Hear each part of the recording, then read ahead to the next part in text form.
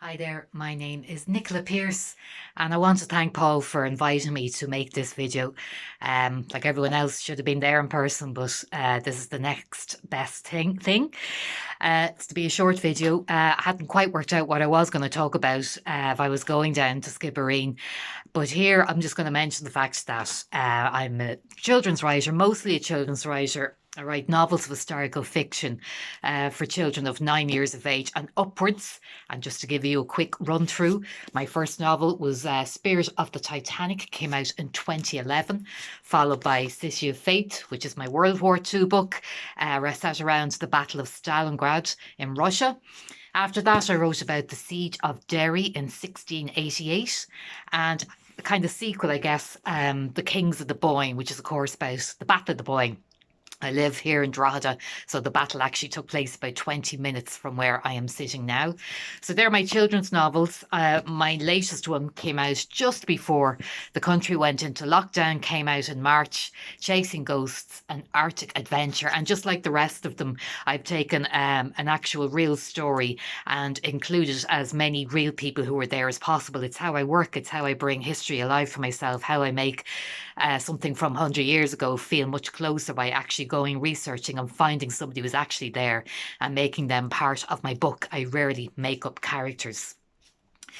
So they're the novels, 5 children's novels. The last one being released just as the country was going into lockdown. I'd 5 different launches organised here in Drogheda, a big one in the Arts Centre. I was going to have a big one in Banbridge, because one of the people involved in the doomed John Franklin expedition, which is what the Chasing Ghosts is about, is from Banbridge.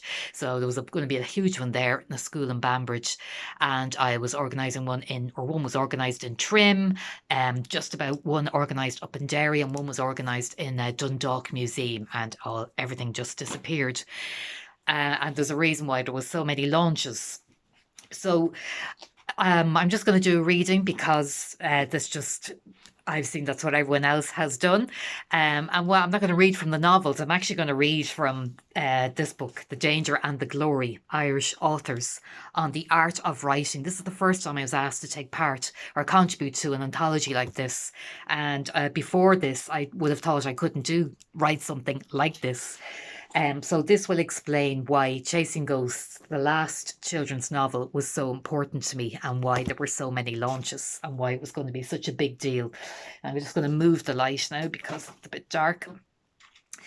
So I just entitled this piece, Chasing Ghosts. In 1845, Lord John Franklin led an expedition of 2 ships to the Arctic in search of the final chain of the Northwest Passage.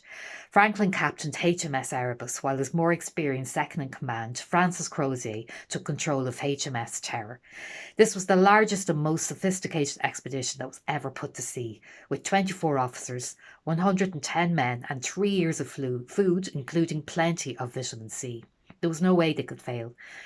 They set sail from Greenwich, England on the 19th of May, believing they would be home before their food ran out. When they failed to return or send any news whatsoever, the Royal Navy sent out a search expedition. This was the first of over 30 searches made between the years 1847 and 1859. What happened to the expedition remains a mystery. All that is known for certain is that John Franklin was already dead before that first search was launched, and that his was not the first death. By June 1847, the men were dying for no apparent reason. Legend surrounds the fate of Captain Francis Crozier, thanks to some Inuit who reported that he was the last man to survive. There are stories that you are meant to write, the igniting spark, something you read, overhear or see on screen. Yet in order for that spark to flame into life, you must recognise it. The same goes for your characters, and I was hooked on the story of Franklin and Crozier. On learning that the Maritime Museum in Greenwich was running an exhibition of Franklin artefacts, I booked my flight, and it was there that I found my theme thanks to a line from Christian Melodies, the book that had belonged to one of Franklin's officers. It sat behind a glass case and was open to the first page, where I read, "Home, there's magic in that little word." I happen to believe that most stories are about finding a new home or returning to an old one, being lost for home. This would be my theme for my novel. Franklin's men were lost from a second home after they were obliged to abandon the ships and attempt to walk to safety. What should have happened did not. The summer ice did not melt away as it usually did, a phenomenon that had not ever been entertained. Similarly, the Titanic might have made it to New York if only Captain Smith had allowed for the consideration that it might not. I was in my hotel room in Greenwich when I felt a lump in my right armpit. It was big, maybe the size of a Cadbury's cream egg. I resolved to see a doctor when I got home. I had no idea that what I was returning to would be changed forevermore. The lump set up an impasse between me and the life I'd led up to that very moment of finding it. It was my own iceberg. As with Franklin's expedition and Titanic's maiden voyage, what should not have happened did. I was diagnosed with early stage 3 cancer, breast cancer. The deadline for my 5th children's novel was less than 3 months away. On the wall of my workroom hung A3 portraits of some of the main players, Captain John Franklin and Francis Crozier, and the 2 ships, HMS Terror and Erebus. I always do this. It's a daily reminder that my characters were once flesh and blood and that I have a responsibility to them. They become my confidants. Whenever something annoys me, I will turn to them to roll my eyes heavenwards. I remember sitting at my desk, feeling utterly lost. I had just finished Antonia Fraser's memoir, which dealt with her husband Harold Pinter's death from cancer. The day after my diagnosis, I was restless and unable to write, which upset me. I stumbled through that first weekend, feeling as if I was wrapped up in a thick duvet and the world around me was on mute. I picked up one book after another, but I could not be transported by another writer because I was held hostage by my own drama. Like a character pinned to the page, I could not step away from the knowledge of having cancer. Perhaps the most frustrating element about the Franklin expedition is that aside from one short note mentioning Franklin's demise, all their writings were lost, their diaries, letters, and consequently their voices. Descriptions of their dwindling numbers and final days survived thanks to a handful of Inuit witnesses. I was newly aware of the power of words. Well, here was my footsteps in the snow, my marks upon the ice-white screen. In a Facebook post, I included a description of my efforts to locate the X-ray department during a hospital visit. As I walked through a crowded corridor, I clearly heard a line of conversation from 2 male nurses. It was on the Titanic. There was a little boy. I stopped still and stared after them. That one line got me down the stairs until I finally found the waiting room.